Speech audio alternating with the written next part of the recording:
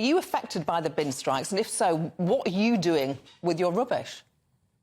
Yes, well, I live here in Edinburgh, and yes, for the last week we've seen rubbish building up.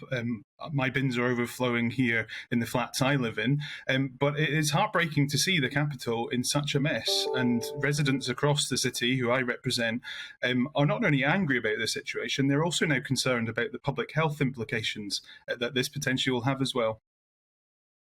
Like Nicola Sturgeon to bring this to a close? Well, she has the purse strings in this at the end of the day. Local councils do not have any more flexibility. In fact, council budgets have been cut by the SNP Green government year on year. In fact, this latest financial year, £250 million have been taken out of local authority spending.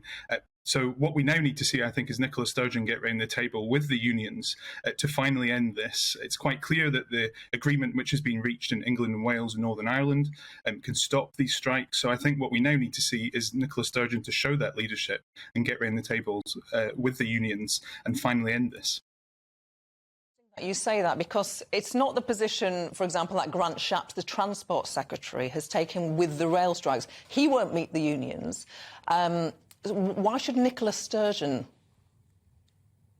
Well, like I said, in terms of there is no flexibility within councils to offer any additional money.